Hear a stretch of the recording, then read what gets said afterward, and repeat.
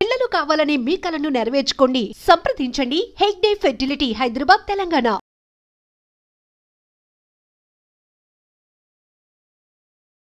హైదరాబాద్ హబ్సిగూడలో ఈరోజు పొద్దున్నే ఒక బిగ్ ప్రమాదం తప్పింది అనుకోవచ్చు. ఎందుకంటే డీసీఎం వ్యాన్, అందులో డీసీఎంకి సంబంధించి వ్యాన్ అనగానే మనకు తెలుసు, అంటే ఎక్కువ ఈ గూడ్స్ ఏవైనా గ్రాసరీస్ కానీ తీసుకెళ్తూ ఉంటాయి. అట్లాంటి డీసీఎం వ్యాన్ ఒక్కసారిగా బైక్ల మీదకి దూసుకు వెళ్ళింది. అంటే సిగ్నల్ దగ్గర ఆగాల్సినటువంటి టైంలో పూర్తిగా ఈ డీసీఎంకి సంబంధించిన డ్రైవర్ ఎంత ట్రై చేసినా కూడా బ్రేక్ పడలేదు, బ్రేక్ ఫెయిల్ అయింది. కాబట్టి ఈ యాక్సిడెంట్ అయింది అని డీసీఎం డ్రైవర్ చెప్తున్నటువంటి పరిస్థితి.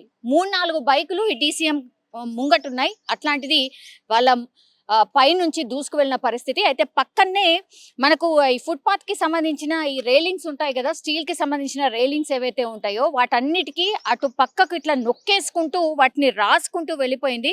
అట్లాగే వెనకాలకు కూడా ఒక డీసీఎం వాహనంకి సంబంధించి వెనకాల కూడా ఒక బైక్ ఇరుక్కుపోయి దాన్ని తీయడానికి కూడా నానా కష్టాలు పడుతున్న విజువల్ని మనం చూడొచ్చు. అంటే ఏ స్పీడ్లో ఉండిండొచ్చు, కనీసం ఒక 40-50 స్పీడ్లో డెఫినెట్లీ ఉండిండొచ్చు.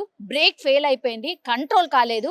అట్లాంటిది మార్నింగ్ టైం, దట్టు మండే రోజు అందరూ ఆఫీసులకు వెళ్ళే వాళ్ళు, అవసరాల కోసం బయటకు వచ్చే వాళ్ళు, ఇట్లా అందరు ఉంటారు కాబట్టి. అండ్ దట్టు హైదరాబాద్లో ఈ మధ్య కాలంలో ట్రాఫిక్ ఎంత భయంకరంగా పెరిగిపోయిందో మనందరికీ తెలుసు. 1 కోటి పైన జనాభా ఉన్నటువంటి ప్రాంతాల్లో అసలు లెక్కలేనన్ని వాహనాలు తిరుగుతున్నాయి. అట్లాంటి టైంలో ఈ ఇన్సిడెంట్ జరిగింది. సో ప్రాణాపాయం, ఒక మహిళకైతే ప్రాణాపాయం ఉంది అన్నటువంటి అంటే ఈ ఇన్ఫర్మేషన్ అయితే అందుతోంది. కొంత సీరియస్గా ఉన్నట్టు చెప్తున్నారు. దగ్గరలో ఉన్న హాస్పిటల్కి తీసుకువెళ్లారు. కానీ 4 బైక్ల మీద ఉన్నారు. లేడీ మాత్రం ఇంకో బైక్ వెనకాల కూర్చుని ఉంది. ఒక్కసారిగా ఇది ఢీ కొట్టడం, ఆ తర్వాత ఆమె పూర్తిగా పక్కకు ఒరిగిపోయినటువంటి పరిస్థితి. బైక్స్ అన్నీ కూడా ఈ పక్కకు రైలింగ్ ఉంటుంది కదా, ఫుట్పాత్కి సంబంధించి రైలింగ్ ఏదైతే ఉంటుందో దాని పక్కకని ఇట్లా ఒత్తుకుంటూ వెళ్ళిపోయి ఆ తర్వాత ఆగినటువంటి పరిస్థితి. సో అందులో భాగంగానే ఆ మహిళకు కూడా తీవ్ర గాయాలైన దగ్గరలో ఉన్నటువంటి హాస్పిటల్కి తరలించారు. ఇక్కడ ప్రాణాపాయ స్థితిలో ఒక మహిళ మాత్రమే ఉంది. కానీ ఒకవేళ ఇంకేమైనా జరిగి ఉంటే, జరగరాంది ఏమైనా జరిగి ఉంటే, ఒకవేళ అది రేలింగ్ లేకపోయి ఉంటే, ఫుట్పాత్ మీద ఎవరైనా నడిచే వాళ్ళు ఉండుంటే వాటి మీదకి దూసుకు వెళ్ళేది. అప్పుడు డెఫినెట్లీ ప్రాణాలు పోయే పరిస్థితి ఉండేది. సో ఇట్లాంటి ఇన్సిడెంట్స్ తరచుగా జరుగుతున్నాయి. హైదరాబాదే కాదు, మనం చూడొచ్చు ఈ మధ్యకాలంలో చాలా అంటే చాలా ఇన్సిడెంట్స్ జరుగుతున్నాయి. అట్లాగే హెల్మెట్ పెట్టుకున్నటువంటి వాళ్ళు చాలా మంది బైక్ ప్రయాణం చేస్తున్నారు. అది ఎంత డేంజరో ఇక చెప్పనవసరం లేదు. అట్లాగే కార్లో ప్రయాణం చేసే వాళ్ళు సీట్ బెల్ట్ అసలు వేసుకోవట్లేదు. ఇవన్నీ కూడా ట్రాఫిక్కి సంబంధించిన మినిమం రూల్స్. ఇవి ఎవరన్నా పాటిస్తున్నారా? మీరు చూడండి, అంటే మన ప్రాణాలను రక్షించుకోవడం కోసం మనం చేయాల్సినటువంటి పనులు అట్లాంటివి జరిమానా వేస్తారేమో అన్న భయంతో పెట్టుకుంటున్నారే కానీ మన ప్రాణాల కోసమే కదా, మన కోసమే చెప్తున్నారు కదా అనేటువంటిది ఎవరికంటే ఎవరికి ఉండట్లేదు. ఇది శోచనీయం నిజంగానే.